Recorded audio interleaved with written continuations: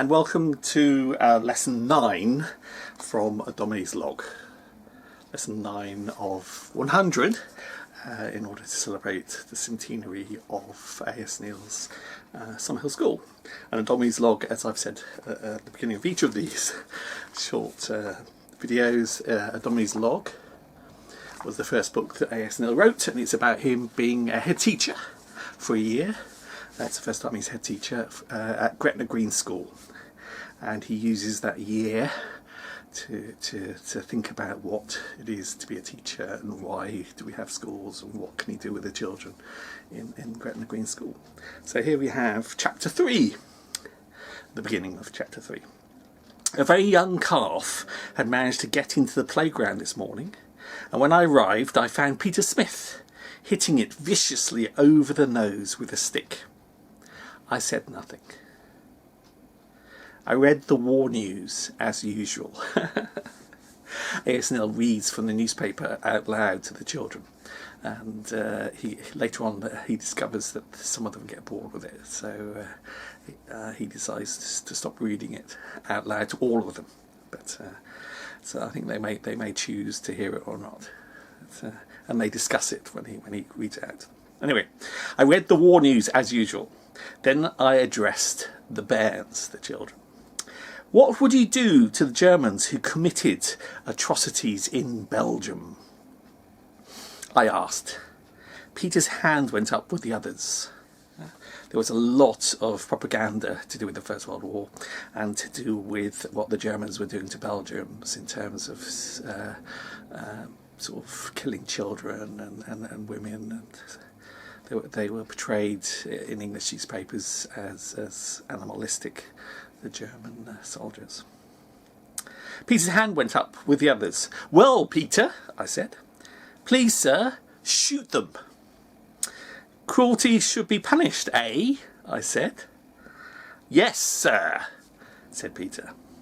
Then come here, you dirty dog, I cried, and I whacked Peter with a fierce joy.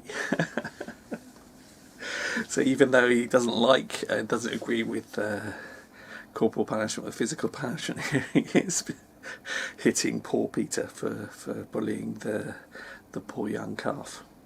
I have often wondered at the strain of cruelty that is so often found in boys. The evolutionists must be right. The young always tend to resemble their remote ancestors. In a boy, there is much of the brute.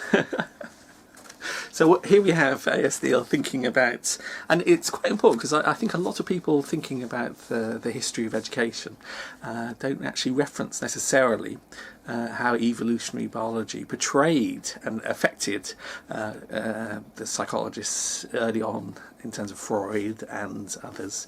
And there was an idea called recapitulation. I think Ernst Haeckel, I'm not sure if I'm pronouncing that right, but he's German. He promoted this idea that we relive from the fertilised egg in the uterus through the embryos, the different stages of the embryos. We relive the stages of the amoeba, the first life, and then the fish as the embryo, which appears to have gills and things, and then we look like we're chickens in terms of embryological development, and then well, not chickens, but other, and we gradually climb up the ladder as we develop. So as children we could be compared to chimpanzees or to prehistoric human beings, and then as teenagers we could be compared to more evolved beings, and the highest evolved being according to this would be the white adult male. So it was a very sexist, well, it was a theory that defended extreme sexism in terms of not giving women the vote, and also in terms of the treatment of children, that we could treat them basically like animals that haven't yet developed. But and here we have Neill saying the evolutionists must be right. So he's trying to think about the reason why Peter hit and bullied the calf could have been the fact that he was acting out the prehistoric past of the Stone Age or chimpanzee sort of being violent and attacking an animal for food or sort of things like that. I've seen a boy cut off the heads of a nest of young sparrows. I wanted to hit him, but he was bigger than I at the time. This morning I was bigger than Peter, hence I do not take any credit to myself for welting him. Welting is a verb meaning to hit, to welter. I can see that cruelty does not disappear with youth. I confess to a feeling of unholy joy in leathering Peter, but I think it was caused by a real indignation. So here we have him admitting to enjoying hitting poor Peter. What made Peter hurt the poor wee thing, I cannot tell. So he's still thinking about what was behind it, and people like, I think even Home Alone, but there were a lot of educationalists at the time who strongly believed that that the human beings would go through these different stages of development. And like Steiner, in fact, Steiner put together a sort of spiritual ladder of development for the child, which reflects very similar to the evolutionary biology ladder. And I mean, Freud does actually reference, in a sense, recapitulation with his theories about Oedipus and the killing of the father and the jealousy in terms of the relationship with the mother. What made Peter hurt the poor wee thing, I cannot tell. I'm inclined to think that he acted subconsciously.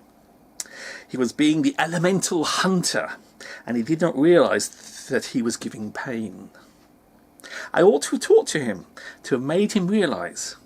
But I became elemental also. I punished with no definite motive, and I would do it again. So here we have Neill sort of discussing what causes this young teenager, this young boy in his class to be violent, what causes him to be violent.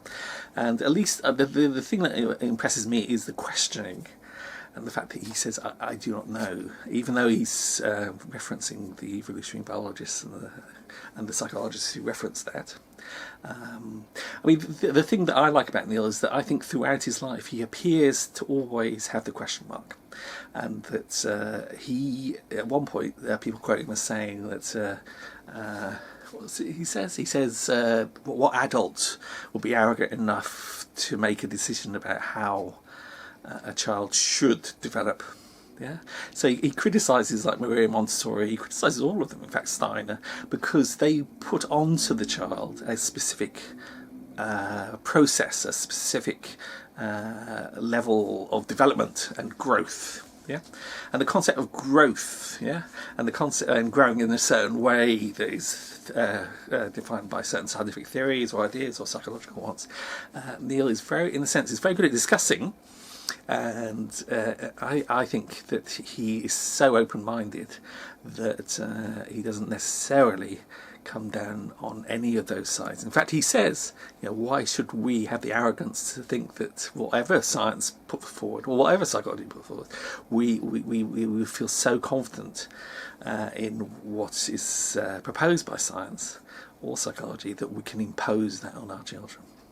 And this is where my very fundamental views about education come in terms of we should have schools based on the rights of the child, not on psychology, not on evolutionary biology, not on those anthropologists who project into the past about play and about different ways of learning, but the rights of the child. Give them space to be themselves, which is what Summerhill has always represented. Thank you very much indeed. Bye-bye.